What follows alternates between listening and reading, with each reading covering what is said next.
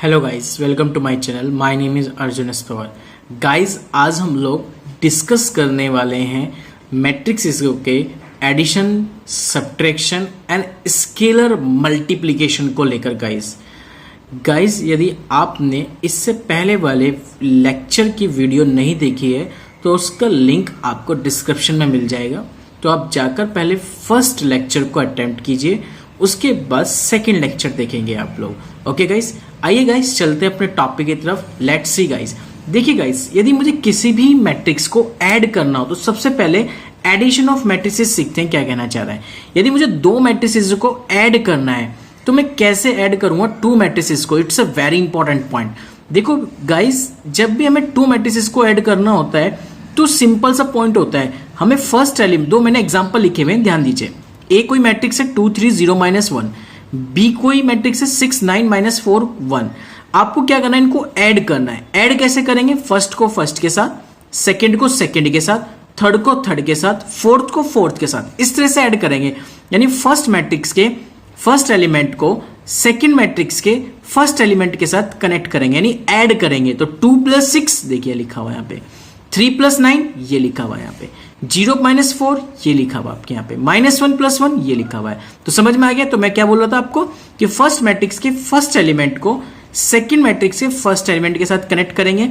इसी तरीके से फर्स्ट मैट्रिक्स के सेकंड एलिमेंट को सेकंड मैट्रिक्स के सेकंड एलिमेंट के साथ कनेक्ट करेंगे, और सेम एज इट इज इस रूल्स को हम फॉलो करोगे। तो ये फॉलो करने का प्रोसीजर बोला जाता है गाइस एडिशन ऑफ मैट्रिसेस, यानी दो मैट्रिसेस का ऐड कैसे किया जाता है गाइस। ओके, तो आई होप गाइस अब आप समझ गए होंगे कि यदि हमें टू मैट्रिक्स का ऐड करना है तो हम कैसे करेंगे दो मैट्रिसेस का एडिशन। ओके गाइस, अब यदि मैं बात करूं आपसे इसी में ही सब्ट्रैक्शंस की, यदि मैं टू मैट्रिक्स का सब्ट्रैक्शन करना हो तो मैं कैसे करूंगा, यानी डिफरेंस ऑफ मैट्रिसेस। यदि मुझे मैट्रिसेस का डिफरेंस फाइंड आउट करना है तो मैं कैसे फाइंड आउट करूंगा गाइस। सबसे इंपॉर्टेंट पॉइंट यही है आपके लिए। देखिए गाइस, आपको करना क्या होगा, दो मैट्रिसेस का मुझे यदि ऐड करना है तो कैसे हम ऐड करेंगे। Same as it is rule है जैसा आप लोगों ने एडिशन का किया था, सेम रूल डिफरेंस का यानी सब्ट्रैक्शन का है। कैसे? आपको टू मैट्रिक्सेस गिवन है ए और बी, आपको इन दोनों को आपस में क्या करना है, माइनस करना है। तो आप इसे माइनस कैसे करें, सिंपल सा प्रोसेस गाइड। क्या करना है गाइस, फर्स्ट एलिमेंट, इसका भी फर्स्ट एलिमेंट, दोनों को माइनस कर दीजिए। तो 4 - 1 कितना गेट हो गया, 3। जैसे ऐड करते थे ना, same as it is follow करेंगे सब्ट्रैक्शन को। 4 - 3 1, 2 माइनस और माइनस प्लस, क्योंकि दोनों माइनस किए जा रहे हैं, ए माइनस बी किए जा रहे हैं। जब माइनस किए जाएंगे तो 2 + 1 कितना आ गया, 3। 7 - 2 कितना गेट हो गया, 5। तो ये गाइस डिफरेंस करने का प्रोसेस होता है। तो यानी आप लोग मैट्रिक्स का एडिशन करना सीख गए, मैट्रिक्स को सब्ट्रैक्ट करना सीख गए। अब नेक्स्ट जो पॉइंट है मेरे पास वो है multiplication of A matrix bye a scalar, यानी स्केलर के द्वारा हमें क्या करना है, मैट्रिक्स में मल्टीप्लाई करनी है। हम स्केलर की हेल्प से मैट्रिक्स में कैसे मल्टीप्लाई करते हैं गाइस, उस पॉइंट को मैं समझा दूं, बहुत ध्यान से समझना। सपोज दैट आपके पास कोई मैट्रिक्स लिखा हुआ है ए 2 1 7 0, ये लिखा हुआ है। मैंने कहा पता 3a की वैल्यू कितनी होगी। 3 क्या है, यहाँ पे एक स्केलर क्वांटिटी है, तो मैं किसी मैट्रिक्स में उसकी स्केलर क्वांटिटी से प्रोडक्ट कर रहा हूं। जब मैं स्केलर क्वांटिटी से मैट्रिक्स की प्रोडक्ट करूंगा तो क्या गेट होगा मुझे फाइनली। अब बात समझेंगे, जब मैं 3 की मल्टीप्लाई पूरे मैट्रिक्स ए में करूंगा तो क्या होगा, ध्यान रखो। 3 की मल्टीप्लाई पूरे के पूरे मैट्रिक्स के हर रो और हर कॉलम में होगी। मतलब कहने का क्या है, पूरी रो में कर दीजिए, या तो ऐसे बोल लीजिए, या पूरे कॉलम में कर लीजिए, ये ऐसे बोल लीजिए, एज योर चॉइस। तो मैं जितने भी एलिमेंट्स लिखे होंगे सभी एलिमेंट्स में होगी, यानी ए मैट्रिक्स के जितने भी एलिमेंट्स हैं उन सभी में कितने की प्रोडक्ट होगी, 3 की प्रोडक्ट होगी। तो कर दीजिए 3 2 6, 3 1 3, 3 7 21 और 3 0 0, बस दैट्स ऑल। ये हो गया गाइस, हमें किसी भी मैट्रिक्स में उसकी स्केलर क्वांटिटी से क्या करना, प्रोडक्ट करना या मल्टीप्लाई करना, ये भी हम सीख गए गाइस। ओके गाइस, आइए एक एग्जांपल की हेल्प से समझते हैं इस क्वेश्चंस को अब, कि हम कैसे और डील कर सकते हैं इन क्वेश्चनों को। देखिए गाइस, क्वेश्चन क्या लिखा हुआ है, आपको दो मैट्रिक्स गिवन है ए और बी, उसमें कह रहा है कि देन फाइंड कीजिए 3a प्लस 4b की वैल्यू, यानी ए वाले मैट्रिक्स में 3 से मल्टीप्लाई, बी वाले मैट्रिक्स में 4 से मल्टीप्लाई, फिर उसके बाद उनको ऐड करना है। और ऐड करना आप जानते ही, फर्स्ट को फर्स्ट के साथ, सेकंड को सेकंड के साथ, थर्ड को थर्ड के साथ, फोर्थ को फोर्थ के साथ। इस तरीके से सिंपली हम क्या कर देते हैं, ऐड कर लेते हैं। चलिए गाइस समझते हैं। पहले 3a लिखा, 3a का मतलब क्या है कि ए वाले मैट्रिक्स में पूरे में 3 से मल्टीप्लाई कर दीजिए। इसी टाइप से जो बी लिखा हुआ है, बी वाले में कितने से मल्टीप्लाई, 4, पूरे जितने भी मैट्रिक्स के अंदर एलिमेंट्स होंगे उन सभी एलिमेंटों में 4 से मल्टीप्लाई कर दिया एलिमेंट। इन सबको ऐड करना है। ऐड करने का तरीका, फर्स्ट को फर्स्ट के साथ, सेकंड को सेकंड के साथ, थर्ड को थर्ड के साथ, फोर्थ को फोर्थ के साथ, फिफ्थ को फिफ्थ के साथ, सिक्स को सिक्स के साथ, सेवन को सेवन के साथ, 8 को 8 के साथ, 9 को 9 के साथ। तो इस तरह से आपने प्रोडक्ट करके इसे फाइनली आंसर गेट कर लिया। तो गाइस ये था स्केलर मल्टीप्लाई के द्वारा मैट्रिक्स को फाइंड आउट करने का प्रोसेस। यानी आप तीनों चीज सीख गए, मैट्रिक्स का एडिशन कैसे करते हैं, मैट्रिक्स का सब्ट्रैक्शन कैसे करते हैं, मैट्रिक्स की मल्टीप्लाई कैसे करते हैं बाय स्केलर क्वांटिटी से। ठीक है, ये तीनों पॉइंट आई होप अब मैं समझता हूं कि आपको बहुत अच्छे से समझ में आ गए हो गाइज। अब एडिशन पे कुछ प्रॉपर्टीज हम डिस्कस करते हैं, ध्यान से समझना गाइज। ये है मैट्रिक्स के अकॉर्डिंग, तो मैट्रिक्स के अकॉर्डिंग कुछ प्रॉपर्टीज है, आइए अब उसको डिस्कस करते हैं। तो मैट्रिक्स की कुछ प्रॉपर्टीज आती है, जैसे कोई 2-3 मैट्रिक्स बताई, उसने मुझे ए बी सी मैट्रिक्स को लिखना है procedure, A I J B I जे सी आई जे, ये तुम्हें पता है ए आई जे बी आई जे सी आई जे के एलिमेंटों को रिप्रेजेंट करते हैं। Be the 3 matrices of same order, कितने ऑर्डर के, सेम ऑर्डर के, ध्यान रखेंगे गाइस, सेम ऑर्डर पे बात कर रहा हूं मैं आपसे। तीनों क्या होने चाहिए, सेम ऑर्डर के होने चाहिए। तब वो कह रहा है कि सबसे पहले commutative law, commutative law hold होगा, यानी जब तीनों मैट्रिसेस सेम ऑर्डर के हैं, चाहे एलिमेंट डजंट मैटर, एलिमेंट क्या हो ये मैटर नहीं करता, पर ऑर्डर मैटर करता है कि ऑर्डर सेम होने चाहिए। Okay guys, commutative law hold होगा, a plus B is equal B plus A होता है, हमेशा ध्यान रखेंगे इस चीज को। Associative law, a plus B plus C, ये a plus B plus C लिखा हुआ है, इसका ब्रैकेट इंटरचेंज कर दीजिए तो ये बन जाएगा a plus B plus C. Okay guys, उसके बाद आता है existence of additive identity. Additive identity का मतलब क्या है, मुझे एक बात बताओ, सिंपल सी, मैं रियल नंबर से बात कर रहा हूं, अभी मैट्रिक्स पे नहीं बात कर रहा हूं, रियल नंबर बता रहा हूं कि मुझे एक ऐसा नंबर बताओ, यदि मुझे मैं किसी भी नंबर के साथ ऐड करूं वही मुझे नंबर मिल जाए। मुझे एक ऐसा नंबर बताइए, यदि मैं उसे किसी नंबर के साथ ऐड करूं तो मुझे वही नंबर मिल जाए। तो ऑब्वियसली मेरे पास माइंड में क्या क्लिक करेगा, 0 एक ऐसा नंबर है जो किसी भी नंबर के साथ ऐड करने पर वही नंबर हमें गिवन करा देगा जिस नंबर के साथ हम उसे ऐड कर रहे हैं। आई होप अब आपको मेरी बात अच्छे समझ में आ गई होगी। तो ये 0 क्या हो गया, इसका एडिटिव पॉइंट हो गया है। ठीक है, समझ में इस बात को। यदि मैं मैट्रिक्स के बिहाफ पे बताऊं तो इसे हम मैट्रिक्स में 0 नहीं बोला करते, इसे 0 मैट्रिक्स बोला करते हैं, वहां तो 0 नंबर चलता है। ठीक है ना, 0 एक ऐसा नंबर है जो किसी भी नंबर के साथ ऐड करने पर आपको वही नंबर गिवन करा देगा जिसमें वो ऐड हो रहा है, तो सिर्फ 0 नंबर हो गया। ठीक है, इट मींस वो एडिटिव आइडेंटिटी बोली जाएगी। यहां पर क्या बोली जाएगी मैट्रिक्स की फॉर्म में, मैट्रिक्स के फॉर्म में बोलेगी 0 क्या है, मैट्रिक्स होगा। तो यानी 0 matrix is additive identity for matrix addition. समझ में आ गया होगी आपको मेरी बात बहुत अच्छे से। ओके गाइस, अब मैं बात करता हूं नेक्स्ट पॉइंट की, जो लिखा हुआ है existence of additive inverse. Additive inverse क्या है कि यदि मैं ए मैट्रिक्स में उसके माइनस करके, उसी मैट्रिक्स में माइनस करके उसे ऐड कर दूं तो आई होप मुझे एडिटिव इनवर्स मिल जाएगा। यानी मेरे पास कितना गेट हो गया, 0 मैट्रिक्स हो गए। मुझे एक ऐसा नंबर बताइए, यदि मैं उस नंबर में कुछ ऐसा ऐड करूं कि मुझे 0 मिल जाए। मुझे एक ऐसा नंबर बताइए कि मैं उस नंबर में ऐसी चीज ऐड करूं कि मुझे 0 नंबर मिल जाए, तो क्या हो सकता है, इसका तो माइनस होगा, तो 2 - 2 कितना हो गया, 0, यानी -2 उसका एडिटिव इनवर्स बोला जाएगा। आई होप अब आपको मेरी बात समझ में आ गई हो। ये तो बात करें मैंने रियल नंबर पे। मैट्रिक्स में क्या कर रहा है कि भाई कोई मैट्रिक्स ए है, तो मुझे बताओ इस मैट्रिक्स में मैं क्या ऐड करूं कि जो मुझे 0 मैट्रिक्स मिल जाए, 0 मैट्रिक्स मिल जाए। इट मींस मैं इसमें -a कर दूं तो मुझे आई होप मिल जाएगा 0 मैट्रिक्स। तो ये -a ही क्या बोला जाएगा आपके पास, एडिटिव इनवर्स बोला जाएगा। क्या बोला जाएगा इसे, एडिटिव इनवर्स। आई होप अब आपको मेरी बात बहुत अच्छे से समझ में आ गई होगी गाइस। तो ये इसकी कुछ प्रॉपर्टीज थी एडिशन पर जो हमने सीखी है कि प्रॉपर्टीज ऑफ मैट्रिक्स एडिशन क्या होता है, उसमें कॉम्यूटेटिव लॉ क्या आता है, एसोसिएटिव लॉ क्या है, एग्जिस्टेंस ऑफ एडिटिव आइडेंटिटी क्या है, and existence of additive inverse क्या है। ओके गाइस, चलते हैं गाइस नेक्स्ट पॉइंट की तरफ। Let's see guys. Okay guys, अब देखिए, जैसे आप लोगों ने एडिशन प्रॉपर्टी पढ़ी है, ऐसे क्या होती है स्केलर मल्टीप्लिकेशन भी कुछ प्रॉपर्टीज होती हैं। स्केलर मल्टीप्लिकेशन क्या कह रहा है कि वो आपको बता रहा है कि दो मैट्रिक्स हैं ए और बी, इन दो मैट्रिक्स के सेम ऑर्डर पर डिफाइन किया गया और कह रहा है कि देन तब उस केस में यदि आप किसी कांस्टेंट क्वांटिटी की मल्टीप्लाई टू मैट्रिक्स के सम में कर दो, पहले दो मैट्रिक्स का सम करो, उसके बाद उसकी कांस्टेंट क्वांटिटी से मल्टीप्लाई कर दीजिए, तो वो इक्वल होती है मैट्रिक्स ए उसके साथ constant quantity multiply, matrix B उसके साथ कांस्टेंट क्वांटिटी मल्टीप्लाई और इन दोनों का एडिशन। यानी चाहे तो आप इस वाले प्रोसेस से निकाल लीजिए, चाहे आप इज प्रोसेस से निकाल लें। LHS इक्वल टू RHS, ये बहुत आर सेम होता है, ध्यान रखना। या तो आप क्या कर लो, के की ए में मल्टीप्लाई, के की बी में मल्टीप्लाई करके निकाल लीजिए, या क्या कर लीजिए पहले दोनों मैट्रिक्स को ऐड कर लो, जो आएगा उसकी कांस्टेंट क्वांटिटी से मल्टीप्लाई, यानी उस कांस्टेंट क्वांटिटी को उस पूरे मैट्रिक्स के अंदर क्या करा देंगे, मल्टीप्लाई करा देंगे। आई होप अब आपको मेरी बात ये बहुत अच्छे से समझ में आ गई होगी गाइस। ओके गाइस, तो गाइस ये था पहला पॉइंट जो स्केलर मल्टीप्लीकेशन की पहली प्रॉपर्टी होती है।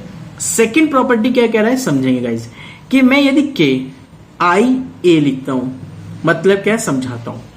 कह रहा है कि यदि स्केलर की मल्टीप्लाई मैं आइडेंटिटी मैट्रिक्स से कर दूंगा, तो ध्यान रखना, या प्रोसेस में क्या कह रहा हूं, के आई ए या आइडेंटिटी मैट्रिक्स की मल्टीप्लाई मैं किसी मैट्रिक्स से कर दूं, तो क्या प्रोसीजर होता है ध्यान देना, तीनों इक्वल होते हैं, यानी दोनों इक्वल होते हैं किसके, आइडेंटिटी मैट्रिक्स की किसी भी स्केलर के साथ यदि हम मल्टीप्लाई करेंगे तो वही स्केलर क्वांटिटी आ जाती है, यानी एज इट इज आ जाती है। जैसे 1 की मल्टीप्लाई यदि मैं 2 से करूं तो वही नंबर मुझे मिल जाएगा जिसके साथ वो मल्टीप्लाई में आ रहा है, यानी 1 इंटू 2 कितना मिल गया मुझे, 2 मिल गया। इसी तरह से यदि मैं 1 इंटू 3 लिखूं तो कितना मिल जाएगा मुझे, 3 मिल जाएगा। बात समझ में आ गई। इसी तरह से यहाँ पे जो आई होता है ये आइडेंटिटी मैट्रिक्स होता है, याद कीजिए मैंने आपसे इसमें डिस्कस किया था, I3 का भी मैटर और I2 का भी मैटर मैंने डिस्कस किया हुआ आपसे इसमें। I3 का मतलब होता है 3 ऑर्डर का आइडेंटिटी मैट्रिक्स, I2 का मतलब होता है 2 ऑर्डर का आइडेंटिटी मैट्रिक्स, यानी 1 0 0 0 1 0 0 0 1, ये होता है I3।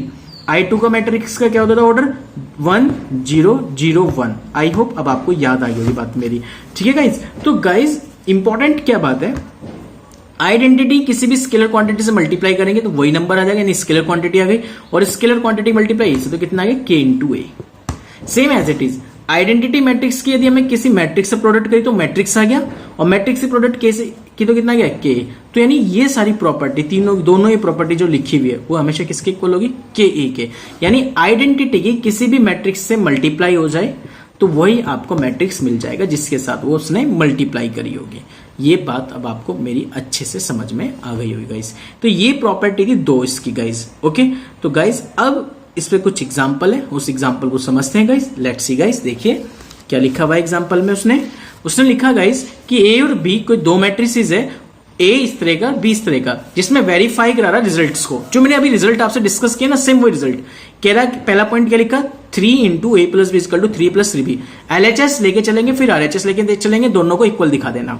LHS में क्या करना है, ए और बी पहले इन दोनों का सम कर लेना, सम करके फिर उसकी प्रोडक्ट कितने से कर देना, 3 से कर देना, तो ये तो होगी LHS साइड।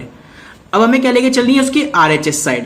RHS साइड क्या करिए, 3a प्लस 3b, यानी पहले आपको क्या करना है, ए में 3 से मल्टीप्लाई पूरे में, फिर बी में 3 से मल्टीप्लाई, फिर उस पूरे का सम 3a प्लस 3b का सम। बात आई होप आपको मेरी समझ में आ गई होगी। सेम इसका सेकंड पार्ट डू योरसेल्फ आप सॉल्व करेंगे। क्लियर है गाइस। आइए एक और एग्जांपल हम समझते हैं। एग्जांपल क्या कह रहा है, अच्छी कंडीशंस में ध्यान से समझना है इस क्वेश्चंस को। देखिए क्या लिखा हुआ है एग्जांपल में, आपको एक्स और वाई की वैल्यू बतानी है। यदि मैट्रिक्स ये जिसमें 2 की प्रोडक्ट हो रही है स्केलर की, प्लस सेकंड मैट्रिक्स बी ये रहा, इज इक्वल टू इस मैट्रिक्स के इक्वल है। कुछ नहीं करना आपको, पहले सिंप्लीफाई कीजिए मैट्रिक्स। ये 2 लिखा हुआ है, इस 2 की पूरे मैट्रिक्स में अंदर मल्टीप्लाई कर दीजिए। कितना हो गया, 2 1 जा 2, 2 3 जा 6, 2 0 एंड 2x ये आ गया, प्लस y वाला जू का तो as it is 5 6 1 8 as it is आ गया। अब आपको करना क्या गाइस, इसको कंपेयरिंग करनी होगी। कैसे कंपेयरिंग करनी होगी, ध्यान दीजिए। फर्स्ट इसके इक्वल हो जाएगा। कैसे भाई, इन दोनों का सम करो, 2 प्लस वाई आ गया, किसके इक्वल होगा, 5 के इक्वल होगा। इसी तरह से 6 प्लस 0 किसके इक्वल होगा, 6 के। ऑलरेडी इक्वल है, करने की जरूरत नहीं है। 0 प्लस 1 इक्वल है 1 के, ऑलरेडी इक्वल है, करने की जरूरत नहीं है। 2x प्लस 2 किसके इक्वल हो गया, 8 के। यहां करनी पड़ेगी, क्यों, क्योंकि मुझे x और y की वैल्यू निकालनी। सिर्फ मेरा मैटर किससे है, एक्स से और वाई से, तो केवल वहां देखिए जहां एक्स आ रहा हो और जहां वाई आ रहा हो, केवल उनसे लिंक होगा। यानी वाई यहां पे था तो फर्स्ट एलिमेंट है सेकंड मैट्रिक्स का, ये फर्स्ट एलिमेंट होगा फर्स्ट मैट्रिक्स का, तो दोनों को ऐड करो तो 2 + y किसके इक्वल होगा 5 के। क्यों होगा इक्वल, क्यों इक्वल होगा, ये रीजन अब आपको बहुत अच्छे समझ में आ गया होगा, क्योंकि कंपेरेबल मैट्रिक्स से सबके ऑर्डर सेम है। ओके गाइस, तो 2 + y = 5 and 2x + 2 = 8। I hope अब आपको मेरी यहां तक बात बहुत अच्छे से क्लियर हो गई होगी गाइस। यहां से x y की वैल्यू हमने फाइनली गेट कर ली है। एक इक्वेशन का क्वेश्चन और है, उसे भी समझेंगे बात को ध्यान से। देखिए क्वेश्चन में पूछा कि फाइंड x एंड y, मुझे x y की वैल्यू बतानी है।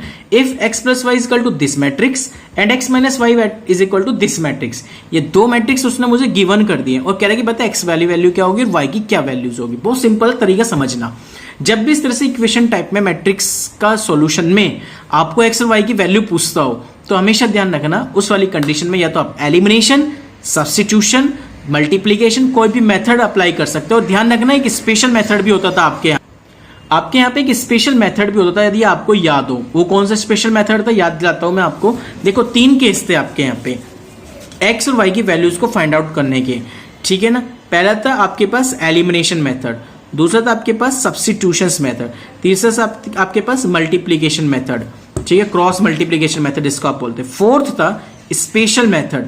अब ये स्पेशल मेथड ऐसा होता था कि उसमें ऐसी कंडीशन मिलती थी, ध्यान देना मेरी बात पे, 2x + 3y = 2 suppose that, and 3x + 2y = 5। यानी जो यहाँ पे x और y के कोफिशिएंट होते थे वो नीचे इंटरचेंज हुआ करते थे। जो यहाँ पे x का कोफिशिएंट है वो यहाँ y का कोफिशिएंट, जो यहाँ y का कोफिशिएंट है वो यहाँ x का कोफिशिएंट। तो ये स्पेशल मेथड में आता था। एम आई राइट? ध्यान रखना सब पे साइन सेम मिलेंगे, साइन सेम होते हैं, प्लस प्लस प्लस सभी साइन चलेंगे, पर यहाँ x और y के कोफिशिएंट सेकंड वाली इक्वेशन में इंटरचेंज होकर मिलेंगे आपको।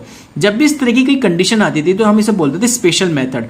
इसको कैसे डील किया करते थे याद दिला देता हूं मैं आपको। इसको डील करने का तरीका होता था, पहले दोनों इक्वेशनों को हम ऐड करते थे तो उससे एक नई इक्वेशन निकलती थी थर्ड, फिर हम जो उन दोनों इक्वेशनों को सब्ट्रैक्ट करते थे। पहले दोनों को ऐड किया उससे निकली थर्ड इक्वेशन, फिर दोनों को हमने सब्ट्रैक्ट किया उससे निकली मेरे पास फोर्थ इक्वेशन। थर्ड अब फोर्थ को इसमें आप अप्लाई कर सकते हो या तो एलिमिनेशन या सब्स्टिट्यूशन या मल्टीप्लीकेशन यानी cross multiplication method, as your choice. फिर इनमें से तीनों में कोई भी मेथड हम अप्लाई कर सकते थे। तो ये था स्पेशल मेथड मेरे पास। आई होप अब आपको मेरी बात समझ में आ गई होगी, क्योंकि एलिमिनेशन आपने बहुत अच्छे से सीख रखा है, सब्स्टिट्यूशन भी अच्छे से जानते हो, क्रॉस मल्टीप्लीकेशन भी अच्छे से जानते हो, स्पेशल मेथड थोड़ा भूल के होंगे तो इसलिए मैंने उसको रिमाइंड करा दिया अब आपको। ठीक है गाइस, तो इस तरह से हम समझाएंगे इस बात को, इस तरह से समझेंगे भी इस कंडीशंस को कि हमें कैसे डील करना होता है स्पेशल के क्वेश्चनों को। ठीक है, ये सिंपल सा क्वेश्चन था x + y and x - y। तो देखो एक प्लस में एक माइनस में, तो मैं इसे एलिमिनेशन लगा दूंगा। एलिमिनेशन कैसे लिया, मैंने दोनों को ऐड कर दिया, एडिंग फर्स्ट एंड सेकंड। जैसे ऐड करूंगा तो y से y चिपक जाएगा। अब आपके पास जो बची है कंडीशन उनको ऐड कर लीजिए, 7 3 10, 0 + 0, 2 + 0, 5 + 3 8, ये आ गई कंडीशन आ गया। ठीक है, ये 2x था, कितना आ गया 2x, 2x की वैल्यू 10 0 2 8। अब यहां मेरी बात समझिए, आपको 2x गेट हो गया, 2x की वैल्यू गेट होगी आपके पास कितनी 10 0 2 8। ठीक है, ये 2x की वैल्यू फाइंड आउट होगी। मुझे x की वैल्यू चाहिए तो x = 2 क्या करना है यहाँ पे मल्टीप्लाई, दिस साइड क्या करेगा डिवाइड, तो 1/2 10 0 2 8। अब ये 1/2 मैट्रिक्स के बाहर लिखा हुआ है तो ये अंदर जाकर सब में क्या कर देगा मल्टीप्लाई, तो कर दो 1/2 सबके साथ मल्टीप्लाई, कितना आ गया 5 0 1 4, दैट्स ऑल। तो गाइज ये गेट हो गया आपको x की वैल्यू। ठीक है, जैसे आपको पता है x की वैल्यू गेट होकर हम इसे इक्वेशन नंबर फर्स्ट या इक्वेशन नंबर सेकंड में पुट करते थे, तो किसी भी इक्वेशन में पुट कर लीजिए, वहां से y की वैल्यू फाइनली हम निकाल लेंगे। तो हमने x की वैल्यू फाइंड आउट कर ली गाइज, ये आ गई मेरे पास x की वैल्यू। अब मुझे y की वैल्यू फाइंड आउट करने के लिए मैंने इसकी वैल्यू को पुट कर दिया फर्स्ट में, तो यहाँ पे x की रिप्लेस वैल्यू पुट कर दी, ये y आ गया इक्वल टू में ये एज इट इज आ गया, तो यहाँ y को रोक दिया, सबको इधर ले गया माइनस करके यहाँ से y की वैल्यू फाइनल गेट कर ली। तो आई होप गाइज अब आपको ये पॉइंट बहुत अच्छे से समझ में आ गया होगा। यदि हमें इक्वेशन फाइंड आउट करनी हो और सॉरी इक्वेशन गिवन हो इस तरह की कंडीशन में x plus Y X minus Y में और मैट्रिसेस की हेल्प से हमें फाइंड आउट करना हो x और y की वैल्यू, तो हम बेसिकली कैसे पैटर्न को फॉलो करने वाले हैं गाइस। उसमें हम एलिमिनेशन को भी फॉलो कर सकते हैं, हम उसमें मल्टीप्लीकेशन को यानी क्रॉस मल्टीप्लीकेशन मेथड को भी फॉलो कर सकते हैं, हम उसमें सब्स्टिट्यूशंस को भी फॉलो कर सकते हैं गाइस। आई होप गाइस ये पॉइंट अब आपको बहुत अच्छे से समझ में आ गए होंगे गाइस। ठीक है गाइस, अब मेरा जो नेक्स्ट पॉइंट है गाइस वो है मल्टीप्लाई को करने का प्रोसेस। तो मल्टीप्लाई करने का प्रोसेस सीखेंगे बहुत ध्यान से और समझेंगे इस बात को। Okay guys, let's see guys. Okay guys, अब समझते हैं मल्टीप्लीकेशन ऑफ मैट्रिसेस के बारे में। काफी इंपॉर्टेंट पॉइंट है और इंपॉर्टेंट क्या, वेरी इंपॉर्टेंट टॉपिक है गाइस ये। ठीक है ना, वेरी वेरी इंपॉर्टेंट टॉपिक है गाइस। तो गाइस देखिए मैट्रिसेस की मल्टीप्लाई कैसे करते हैं। देखिए आपके पास कोई दो मैट्रिक्स है ए, सपोज दैट ए आई जे कोई मैट्रिक्स है आपके पास, ठीक है, m बाई n ऑर्डर का। मेरे पास कोई बी मैट्रिक्स है B I J n by p order का, सपोज दैट। ठीक है, तो ध्यान रखेंगे दो मैट्रिसेस की प्रोडक्ट कब पॉसिबल होंगी। टू मैट्रिक्स की मल्टीप्लाई तभी पॉसिबल है जब फर्स्ट वाले मैट्रिक्स के नंबर ऑफ कॉलम्स सेकंड वाली मैट्रिक्स की नंबर ऑफ रोज के इक्वल हो। ध्यान रखेंगे इस पॉइंट को। मैं क्या कह रहा हूं फिर दोबारा से रिपीट कर देता हूं। मैंने कहा मैट्रिक्स की प्रोडक्ट कब पॉसिबल होंगी, जब फर्स्ट वाले मैट्रिक्स की नंबर ऑफ कॉलम्स सेकंड वाले मैट्रिक्स के नंबर ऑफ रोज के क्या हो, इक्वल हो। तभी आप क्या कर सकते हैं, दो मैट्रिक्स की आपस में प्रोडक्ट को पॉसिबल दिखा सकते हैं। समझ में आ गई बात यहां तक, यस या नो। ओके गाइस, अब बात करता हूं कि सेकंड पॉइंट की। तो ये चीज समझना जरूरी है। पहली बात कि मल्टीप्लाई कब पॉसिबल होते हैं, मल्टीप्लाई कैसे अप्लाई करते हैं, यानी कैसे करते हैं मल्टीप्लाई को। ठीक है ना, उसका प्रोसीजर क्या है, उसको हम कैसे यूज करते हैं, हाउ टू यूज। ठीक है ना, तो उसका एग्जांपल की हेल्प से समझेंगे। उससे पहले मैं कुछ छोटी सी एक बात और डिस्कस करना चाह रहा हूं आपसे। जब मैं मल्टीप्लाई के बारे में आपसे डिस्कस कर रहा हूं कि जब मल्टीप्लाई तभी पॉसिबल होंगी जब पहले वाले मैट्रिक्स का नंबर ऑफ कॉलम्स सेकंड वाले मैट्रिक्स के नंबर ऑफ रोज के इक्वल हो। इट मीन्स फॉर एग्जाम्पल कोई मैट्रिक्स मुझे एक गिवन किया हुआ है 1 2 3 4 और सेकेंड मैट्रिक्स में गिवन है B 1 2 3। Okay, as your choice कुछ भी हो सकते हैं। इनसे पूछ लेगा कि बताओ क्या इन दोनों की मल्टीप्लाई पॉसिबल है क्या, यस या नो, आपसे पूछ रहा है। तो हम मल्टीप्लाई देखने के लिए पहले हमने इनका ऑर्डर लिखेंगे। ऑर्डर कितना है, ये 2/2 का। इसका ऑर्डर कितना है, 1/3 का। तो मैंने क्या कहा था, पहले वाले मैट्रिक्स की नंबर ऑफ कॉलम्स सेकेंड वाले मैट्रिक्स की नंबर ऑफ रोज के इक्वल है क्या, नहीं है, इक्वल नहीं है, तो मल्टीप्लाई नो, पॉसिबल ही नहीं है, कर ही नहीं सकते।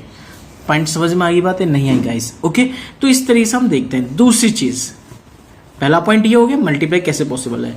जब हम दो मैट्रिक्स की आपस में प्रोडक्ट करेंगे, कैसे प्रोडक्ट करेंगे सिखा रहा हूं अभी, डोंट वरी, ट्रबल ना लीजिए, थोड़ा पेशेंट रखिए।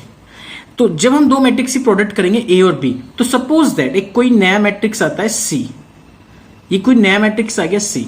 जो सी आएगा उसका ऑर्डर क्या होगा, माइंड में क्लिक कर रहा होगा कि यदि हम दो मैट्रिक्स के आपस में प्रोडक्ट करते हैं तो प्रोडक्ट करके कुछ ना कुछ तो मुझे गेट होगा। मैंने कहा सी मैट्रिक्स गेट हो गया, तो इस सी मैट्रिक्स का ऑर्डर क्या होगा। अब मैं आपसे बात पूछता हूं कि जो सी मैट्रिक्स होगा उसका ऑर्डर क्या होगा। तो ध्यान रखेंगे सी मैट्रिक्स का ऑर्डर होगा पहले वाले मैट्रिक्स के नंबर ऑफ रोज सेकेंड वाले मैट्रिक्स की नंबर ऑफ कॉलम। ये होता है जब आप दो मैट्रिक्स की प्रोडक्ट पॉसिबल हो जाती है। पॉसिबल होने के बाद जब आप दो मैट्रिक्स के आपस में प्रोडक्ट करते हैं तो एक नया मैट्रिक्स आपको गेट होता है। उस नए मैट्रिक्स का जो ऑर्डर आएगा, ऑलवेज रिमेंबर दैट, वो हमेशा कैसा होगा, पहले वाले मैट्रिक्स के नंबर ऑफ रोज सेकंड वाले मैट्रिक्स के नंबर ऑफ कॉलम्स के इक्वल होगा। ध्यान रखना उसका ऑर्डर, यानी m/p का हो गया। यहां तक आपको मेरी बात बहुत अच्छे से समझ में आई होगी गाइस। ओके, आई होप ये पॉइंट आपको बहुत अच्छे से समझ में आ गया होगा गाइस। आइए गाइस अब समझते हैं कि हम मल्टीप्लाई कैसे अप्लाई करते हैं। बहुत ध्यान से समझेंगे, कोई पॉइंट समझ में नहीं आया उसे मैं दोबारा रिपीट करूंगा। प्लीज यदि जब भी नहीं समझ में आता मुझे कमेंट बॉक्स में कमेंट जरूर करना, मैं इस पर एक और वीडियो बना दूंगा मल्टीप्लाई को लेकर। ओके गाइस, चलिए गाइस चलते हैं एग्जाम्पल की तरफ। Let's see guys. Okay guys, अभी एक एग्जांपल आपके सामने लिखा हुआ है, कोई ए मैट्रिक्स है दिस एंड बी मैट्रिक्स है दिस। अब आपको इन दोनों की प्रोडक्ट करनी है। पहले ही चेक करेंगे क्या प्रोडक्ट पॉसिबल है। इसका ऑर्डर कितने का है, 2/2 का।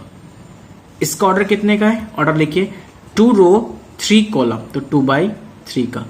फर्स्ट वाले मैट्रिक्स के नंबर ऑफ कॉलम्स सेकंड वाले मैट्रिक्स के नंबर ऑफ रोज के इक्वल होगी, तो प्रोडक्ट पॉसिबल हो गई। प्रोडक्ट पॉसिबल होगी तो कैसे प्रोडक्ट करेंगे, अब इस बात को समझेंगे बहुत ध्यान से। मुझे ए और बी की प्रोडक्ट करनी है, बहुत क्लियरिटी के साथ समझना गाइस, इंपॉर्टेंट चीज है। कैसे करते हैं मल्टीप्लाई, देखिए गाइस, लेके कैसे चलते हैं, ऐसे चलेंगे, इसकी रो लेंगे एंड इसमें कॉलम लेंगे, पूरे कॉलम में ध्यान रखेंगे इस चीज का। ऐसे चलेंगे, पहले वाले मैट्रिक्स की रो लेके इस तरह चलेंगे, सेकंड वाले मैट्रिक्स का कॉलम लेके ऐसे चलेंगे। पॉसिबिलिटी चेक करने का तरीका तुम सीख गए कि मैट्रिक्स की पॉसिबिलिटी क्या होती है, कि पहले वाले मैट्रिक्स के नंबर ऑफ कॉलम्स दूसरे वाले मैट्रिक्स के नंबर ऑफ रोज इक्वल, तो मल्टीप्लाई पॉसिबल, अदरवाइज पॉसिबल नहीं है। ठीक है, प्रोडक्ट करने का क्या प्रोसेस होता है, इस तरह से एरो का साइन रो की तरफ लगेगा पहले वाले मैट्रिक्स का हमेशा। यदि ए और बी लिखा हुआ है तो ए बी का मतलब ए की प्रोडक्ट बी के साथ हो रही है, तो यानी पहले वाले मैट्रिक्स के हमें रो लेनी है और सेकंड वाले मैट्रिक्स का हमें कॉलम यूज करना है। ओके गाइस, तो कीजिए गाइस, देखिए ध्यान से समझिएगा बात को, कैसे करेंगे मल्टीप्लाई, ध्यान देना पूरा पॉइंट। 6 की मल्टीप्लाई पहले 2 से करेंगे, तो 6 2 12, फिर प्लस लिखेंगे। 9 की मल्टीप्लाई 7 से करेंगे, तो 9 7 63। ये जब आपने रो फर्स्ट ली और उसकी रो फर्स्ट की और कॉलम फर्स्ट लिया, तो रो 1 की मल्टीप्लाई जब आपने C1 से की है, तो इसके मतलब होगा आपके पास इसका फर्स्ट एलिमेंट आना। इसका मीनिंग क्या होगा आपके पास, अभी ये फर्स्ट एलिमेंट आएगा। क्या आएगा, ये फर्स्ट एलिमेंट, यानी आपने इस पूरी रो की इस कॉलम के साथ मल्टीप्लाई करी, तो क्या आ गया आपके पास, फर्स्ट एलिमेंट आ गया कि 6 2 12 और 9 7 63। सेकेंड एलिमेंट के लिए क्या करेंगे, अब इस पूरे की मल्टीप्लाई सेकेंड वाले कॉलम में करेंगे। यदि है सेकंड कॉलम तो लिखेंगे, नहीं होता तो यहीं छोड़ देते हैं हम लोग, यानी केवल इतना पार्ट होता है। सपोज दैट इतना ही होता है सिर्फ इसके अंदर, और मल्टीप्लाई पॉसिबल हो पा रही होती तो केवल हम इससे आगे नहीं बढ़ पाते, फिर हम यहीं छोड़ देते इस चीज को।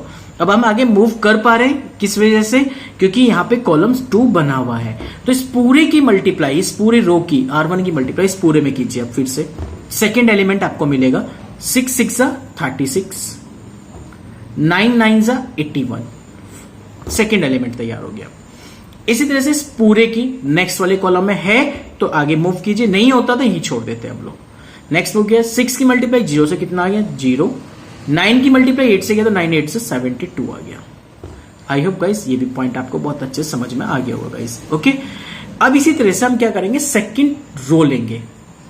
ठीक है, सेकंड रो में इसी तरह से C1 C2 C3 में पूरे में मल्टीप्लाई करेंगे। कीजिए गाइस, 2 की मल्टीप्लाई 2 से की, कितना आ गया 4। 3 की मल्टीप्लाई 7 से की, कितना गेट होगा गाइस 21। ओके, उसके बाद चलते हैं नेक्स्ट पॉइंट की तरफ। नेक्स्ट क्या कह रहे हैं, 2 की मल्टीप्लाई 6 से कीजिए, कितना आ गया 12। 3 की मल्टीप्लाई 9 से कीजिए, कितना आ गया 27। 2 की मल्टीप्लाई 0 से कीजिए, कितना आ गया 0। 3 की मल्टीप्लाई 8 से कीजिए, कितना गेट हो गया 24। ओके गाइस, यहां तक भी पॉइंट आपको अच्छे समझ में आ गया होगा इस मेरा। अब देखिए गाइस, ये जो फाइनली आपको मिल गया है, मल्टीप्लाई करना सीख गए कि भाई अपने पहले फर्स्ट रो ली, इस फर्स्ट रो से जितने भी कॉलम्स होंगे सब में मल्टीप्लाई करेंगे। पहले फर्स्ट कॉलम से किया तो उसका ए बी का जो प्रोडक्ट करे उसका पहला एलिमेंट तैयार हो गया फर्स्ट रो कॉलम के साथ कर। फर्स्ट रो की फिर सेकंड कॉलम से करेंगे तो सेकंड एलिमेंट तैयार हो गया ए बी का। फर्स्ट रो की जब मैं थर्ड कॉलम से करूंगा तो उसका ए बी का थर्ड एलिमेंट तैयार हो गया मेरे पास। इस तरह से मैं सेकंड रो पे जाऊंगा। सेकंड रो की जब मैं फर्स्ट कॉलम से करूंगा तो सेकंड रो का फर्स्ट एलिमेंट तैयार हो जाएगा ए बी की। ठीक है, इस तरह से सेकंड रो के जब मैं सेकंड कॉलम में मल्टीप्लाई करूंगा तो सेकंड रो का सेकंड एलिमेंट तैयार हो जाएगा। इसी तरह से थर्ड एलिमेंट तैयार हो जाएगा। अब इसे कैलकुलेट कर लीजिए, कैलकुलेट करके देखिए कितना आ गया 75, 8 और ये आपके पास हो गया 6 1 7 8 3 11 72 25 एंड बिटेड 39 एंड 24। अब ये देखिए इसका ऑर्डर क्या आ रहा है। अब इसका ऑर्डर भी चेक कर लीजिए, कितनी रो आई है 1 2 रो, कॉलम कितने 1 2 3, कॉलम आ गया 3, तो कितना आ गया 2/3 का मैट्रिक्स मुझे गेट हुआ। कब, जब मैंने ए की बी के साथ प्रोडक्ट करी है। जब मैंने ए की बी के साथ प्रोडक्ट की तो मुझे ऑर्डर मिल गया है 2/3 का ऑर्डर। तो गाइस देखिए 2/3 का ऑर्डर ही आएगा क्या, चेक कर लेते हैं। चलिए, मैंने क्या कहा था, जब हम दो मैट्रिक्स के आपस प्रोडक्ट करते हैं, प्रोडक्ट करके जो आएगा वो ऑर्डर किसका लिखा जाता है, पहले वाले मैट्रिक्स का रो, सेकंड वाले मैट्रिक्स की कॉलम। देख लो प्रोडक्ट में यही आ रहा है, पहले वाले मैट्रिक्स की रो आ रही है, सेकंड वाले मैट्रिक्स का कॉलम आएगा। हमेशा ध्यान रखेंगे इस चीज का। तो गाइस आई होप अब आपको मल्टीप्लाई करना बिल्कुल अच्छे से समझ में आया होगा गाइस। तो आई होप यदि नहीं आया समझ में गाइस, मैं फिर से रिपीट कर देता हूं क्या करना है। ठीक है गाइस, आपको जो भी मैट्रिक्स से प्रोडक्ट करनी है, ए की बी के साथ प्रोडक्ट करनी है। ओके, तो प्रोडक्ट करने के लिए पहले वाले मैट्रिक्स की रो उठानी है आपको, फिर उसके बाद उसकी किससे मल्टीप्लाई करनी है, कॉलम से करनी है। जैसे हमने 6 की मल्टीप्लाई 2 से की तो 6 2 12। फिर आगे नहीं बढ़ना है, यहां नहीं जाना है, नहीं अभी पूरा चलेगा। पूरे कॉलम में करने के बाद वो फर्स्ट एलिमेंट तैयार होता है। 9 की 7 से करते हैं 63। अभी पूरा एलिमेंट तैयार हो गया। यदि इसमें और भी एलिमेंट होते तो प्लस करके चलते चले जाते हैं हम लोग। अब यही फिनिश हो गया तो यहीं रुक जाएंगे अब हम लोग, यानी पहला एलिमेंट तैयार। इस तरह से सेकंड, इसी तरह से थर्ड, और इस तरह से हमने पूरा कैलकुलेट किया गाइस। आई होप गाइस अब आपको बात बहुत अच्छे से समझ में आई होगी गाइस। ओके गाइस, तो ये था मैट्रिक्स की मल्टीप्लाई करने का प्रोसेस गाइस। यदि आपको इसमें कोई डाउट है, टेंशन, परेशानी, कोई दिक्कत है तो आप मुझसे डिस्कस कर सकते हैं गाइस। ओके गाइस, आइए गाइस एक एग्जांपल और समझते हैं लैंग्वेज के क्वेश्चन से। ध्यान से समझेंगे कहना क्या चाह रहा है। देखिए गाइस क्या लिखा हुआ है, एक क्वेश्चन है आपके लिए, डू योर सेल्फ आप क्वेश्चन सॉल्व करेंगे, इसका आंसर मुझे कमेंट बॉक्स में कर देंगे। ओके गाइस, देखिए क्या लिखा हुआ है, use matrix multiplication to divide 30,000 in 2 parts such that the total annual interest 9% on the first part, 11% on the second part. Amounts is ₹3060. काफी इंपॉर्टेंट क्वेश्चन है, ध्यान से समझेंगे इस बात को। कहना क्या चाह रहा है guys. Okay guys, let's see guys. देखिए गाइस क्या कह रहा है, हमेशा एक चीज ध्यान रखेंगे, जब भी आपके पास जो कॉस्ट प्राइस होती है, जो भी कॉस्ट होगी, इस कॉस्ट को हमेशा रो मैट्रिक्स में रिप्रेजेंट करना। ठीक है, और जितनी भी अमाउंट होती है, अमाउंट से मतलब क्वांटिटी आ जाए, किसी का इंटरेस्ट आ जाए, उसे हमेशा कॉलम मैट्रिक्स में रिप्रेजेंट करना। ठीक है गाइस, ध्यान रखेंगे इस बात को। तो देखिए गाइस क्वेश्चन में क्या लिखा, उसने कहा 30,000 को 2 पार्ट में डिवाइड करना है। मैंने 2 पार्ट कर दिए 30,000 के, एक पार्ट कर दिया x, दूसरा पार्ट कर दिया 30,000 माइनस x। प्राइस हो गए कि 30,000 के रुपीज के करने, तो प्राइस हो गए कॉलम में बना, सॉरी रो में बना दिया x 30,000 माइनस x। इस पर इंटरेस्ट लगा, टोटल इंटरेस्ट क्या रहा कि पहले वाले पार्ट पे लगता है 11% का इंटरेस्ट, सॉरी 9% का, दूसरे पे लगता है 11% का इंटरेस्ट। ये देखिए ध्यान से, पहले वाले पे उसने बताया मुझे कितने परसेंट का इंटरेस्ट है, 9% का, दूसरे वाले बताया उसने मुझे 11% का इंटरेस्ट है। दो टोटल जो अमाउंट आएगी मेरे पास, वो टोटल अमाउंट आएगी 3060। यानी इन दोनों की प्रोडक्ट करके जो मुझे टोटल अमाउंट मिल रही है इनके इंटरेस्ट की, वो कितनी मिल रही है 3060। तो बता उसका पहला पार्ट कितना था, बता उसका दूसरा पार्ट कितना था।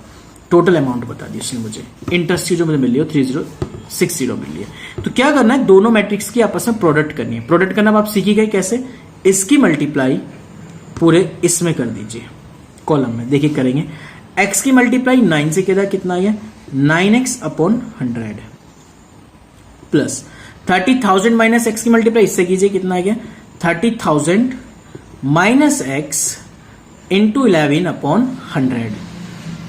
ठीक है गाइस, इज इक्वल टू 3060। क्योंकि मैट्रिक्स बंद हो गया। ये मैट्रिक्स क्यों बंद हो गया, सिंपल सी बात है भाई, पहले मैट्रिक्स का, क्योंकि इसके अंदर क्या है भाई, ये पूरी एक रो थी, इस पूरी रो की इस पूरे कॉलम में हमने मल्टीप्लाई कर दी, तो पूरे एक एलिमेंट तैयार हो गया। तो इसका केवल 1 by 1 ही तो तैयार हो पाएगा। क्यों, क्योंकि एक ही एलिमेंट तैयार हो पा रहा है इसके अंदर तो, और एक ही एलिमेंट का मतलब हो गया ये भी एक एलिमेंट है। तो दोनों जब एक एक एलिमेंट हो गए तो इसका मतलब क्या है कि 1 by 1 का मैट्रिक्स है। दोनों के आपस में क्या की जा सकती है, कंपेयरिंग की जा सकती है, क्योंकि ये भी 1 by 1 का मैट्रिक्स है, ये भी 1 by 1 का मैट्रिक्स है। बात समझ में आ गई, क्योंकि इसके अंदर भी एक एलिमेंट है, इसके अंदर भी एक एलिमेंट है। तो दोनों की कंपेयरिंग करके यहां से आप x की वैल्यू को फाइंड आउट कर लेंगे, क्योंकि कैलकुलेशन वर्क आप गाइस डू योरसेल्फ भी कर सकते हैं। आई होप इतनी तो आशा कर सकते हैं, क्योंकि आप 12th के स्टूडेंट हैं, तो ये छोटी मोटी कैलकुलेशन, वैसे भी आप साइंस साइड से बिलोंग करते हैं, तो उम्मीद करते हैं कि कैलकुलेशन तो आप अच्छे से सॉल्व कर सकते हैं गाइस। ओके गाइस, तो इस तरह से हमने इस क्वेश्चन को डील किया। चीज को ध्यान से समझना, जिस क्वेश्चंस को पूछ रहा है उसकी डिमांड क्या है, पहले वो चीज समझनी जरूरी थी। तो इस क्वेश्चन में यही डिमांड की गई थी कि भाई जब हमने 30,000 को 2 पार्ट्स में डिवाइड किया, तो बताओ उनके पार्ट क्या होंगे। यदि उन पर इंटरेस्ट इतना इतना और टोटल उनका पार्ट कि जो अमाउंट है इंटरेस्ट होगी वो कितनी दी इसने 3060, इसलिए हम दोनों की क्या कर दिए प्रोडक्ट करिए। क्यों करिए? क्योंकि उसने ऊपर लिखा भी है कि यूज मैट्रिक्स मल्टीप्लीकेशन। ओके, तो मल्टीप्लीकेशन का यूज करते हुए एक्स और वाई की हमें वैल्यू फाइंड आउट करनी थी गाइज। आई होप गाइज आपको यहां तक की मेरी बात अच्छे से समझ में आ गई होगी गाइज। ओके, चलते हैं गाइज इसकी अब प्रॉपर्टीज पे। कुछ प्रॉपर्टी है मैट्रिक्स की, सॉरी मल्टीप्लीकेशन पर, मैट्रिक्स के मल्टीप्लीकेशन की कुछ प्रॉपर्टीज है। क्या क्या प्रॉपर्टीज है देखिए गाइज, मैं आपसे डिस्कस कर लेता हूं वो प्रॉपर्टी क्या क्या है। देखिए पहली प्रॉपर्टी ध्यान रखेंगे हमेशा, कॉम्यूटेटिव लॉ होल्ड नहीं होता। क्या का? कॉम्यूटेटिव लॉ होल्ड नहीं होने का मल्टीप्लाई में, यानी ए बी की प्रोडक्ट बी ए की प्रोडक्ट के इक्वल हो, नहीं, ये पॉसिबल नहीं है। ठीक है, ये बहुत ही कम रेयर केस होता है, बस होता ही नहीं है, बट पॉसिबल ही नहीं हो पाती है ए बी बी ए के इक्वल हो। ये बात आ गई अब यहाँ पे, है ना? तो ये पॉसिबल नहीं होता कभी भी ए बी बी ए के इक्वल आ जाए, ये पॉसिबल नहीं है। ओके गाइस, एक चीज हमेशा ध्यान रखना कि मल्टीप्लीकेशन में कॉम्यूटेटिव लॉ होल्ड नहीं होता, यानी बाकी क्या होता है एसोसिएटिव लॉ चलता है। एसोसिएटिव लॉ क्या कहता है? एसोसिएटिव लॉ ये आपको बात समझाता है कि भाई यदि ए की प्रोडक्ट बी सी से की जाए या ए बी की प्रोडक्ट सी से की जाए, बोथ आर सेम मीनिंग। इसका नहीं है पहले बी की प्रोडक्ट सी से करो, जो आएगा उसकी प्रोडक्ट ए के साथ करो, सॉरी ए के साथ हो जाएगी उसकी प्रोडक्ट। या पे क्या पहले ए बी की प्रोडक्ट करो, जो आएगा उसके साथ सी की प्रोडक्ट कर दो। बात समझ में आ गई? पहले बी सी निकालिए, फिर ए की बी सी के साथ प्रोडक्ट हो जाएगी जो निकल कर आया होगा। यहाँ पे पहले ए बी गेट कीजिए, जो आया होगा उसकी प्रोडक्ट सी के साथ कर देना। तो ये होता है एसोसिएटिव लॉ। वहां पे थी आपके पास एडिटिव आइडेंटिटी, यहाँ पे भी है आपके पास, यहाँ पर है मल्टीप्लीकेटिव आइडेंटिटी। मल्टीप्लीकेटिव आइडेंटिटी क्या होती है गाइस? आइए समझा देता हूं। उसने लिखा ए आई इज इक्वल टू ए के, या आई ए इज इक्वल टू ए के होता है। मतलब क्या है? जैसे वही है कि भाई ऐसे एक नंबर बताओ, यदि मैं उसमें किसी भी नंबर के साथ प्रोडक्ट करूं और वही मुझे नंबर मिल जाए, तो ऐसा वो वन ही तो हो सकता है रियल नंबर पे। वन एक ऐसा नंबर जिसमें किसी भी नंबर के साथ यदि मैं प्रोडक्ट करूं तो आपको वही नंबर मिल जाता है। तो वन ही एक ऐसा नंबर है गाइस। ओके गाइस, यहां तक मेरी बात आपको अच्छे समझ में आ गई होगी अब, है ना? तो ये तो नंबर पे, तो मैट्रिक्स में आई को बोलते हैं। मल्टीप्लीकेटिव आइडेंटिटी कौन होता है? आई होता है। इसी तरह से मल्टीप्लीकेटिव इनवर्स भी होता है। इनवर्स में सेम ये एज इट इज रूल्स को फॉलो करता है गाइस। ओके, तो ये इस पे डिपेंड क्वेश्चन है गाइस। क्या क्वेश्चन है उसके बारे में डिस्कस कर लेते हैं कि यदि आप सोच रहे हो मल्टीप्लीकेटिव इनवर्स क्या होता है गाइस, ये होता है मल्टीप्लीकेटिव इनवर्स। यदि कोई मैट्रिक्स ए लिखा हुआ है, उसका इनवर्स से प्रोडक्ट करके यदि आपको आइडेंटिटी मैट्रिक्स मिल जाए तो उसे बोलते हैं मल्टीप्लीकेटिव इनवर्स। ठीक है, ध्यान देना इस चीज पे। मैं इसलिए से लेफ्ट थोड़ा सा हटा रहा था क्योंकि अभी जब मैं इनवर्स के बारे में डिस्कस करता ना, तब मैं आपको उसके बारे में डिस्कस करता कि मल्टीप्लीकेटिव इनवर्स होता क्या है। चलिए कोई बात नहीं, आपके दिमाग में एकदम पॉइंट चला होगा, सर ने बताया नहीं ये बात को, तो मैं आपको अभी डिस्कस कर लेता हूँ क्या होता है मल्टीप्लीकेटिव इनवर्स। जैसे कि आपसे एग्जांपल में बात करता हूँ नंबर पे, बताओ 2 में ऐसे किस नंबर की प्रोडक्ट करूं जो मुझे 1 मिल जाए, तो उसके रेसिप्रोकल की, तो 2 से 2 कैंसिल, तभी तो मुझे क्या मिलेगा, उसकी वैल्यू की वैल्यू कंडीशन मिल जाएगी, यानी तभी मुझे 1 मिल पाएगा।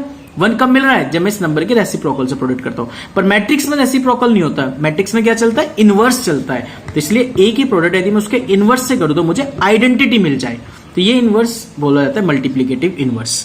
ओके गाइस, तो ये था आपके पास।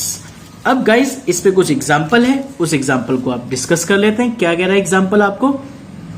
ए और बी ये है, कह रहा है कि then find the A B and B A की वैल्यू फाइंड आउट कीजिए और शो दैट कीजिए ए और B are not commutative. Commutative नहीं होते, देखते हैं, चेक कर लेते हैं। मल्टीप्लाई तो पॉसिबल हो पाती है, पर ए बी की वैल्यू बी ए के इक्वल आ जाए ये पॉसिबल नहीं हो पाता। चेक कर लेते हैं, ध्यान दीजिए, आपके सामने कर रहा हूं चेक। ए ये रहा और बी ये रहा। ए की मल्टीप्लाई मैंने इसके साथ की, पूरे के साथ, क्योंकि इसकी पूरी रो लूंगा, तो यानी 1 की मल्टीप्लाई 2 से, -2 की मल्टीप्लाई 4 से, 3 की मल्टीप्लाई 2 से, एक एलिमेंट तैयार।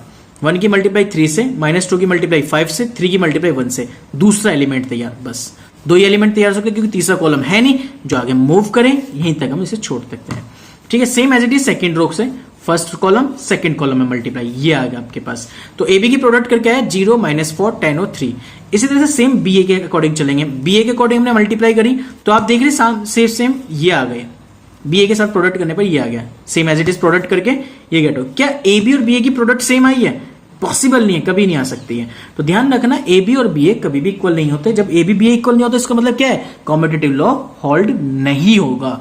तो इसका मतलब क्या है कि मल्टीप्लीकेशन में कॉम्पिटिटिव लॉ होल्ड नहीं होता।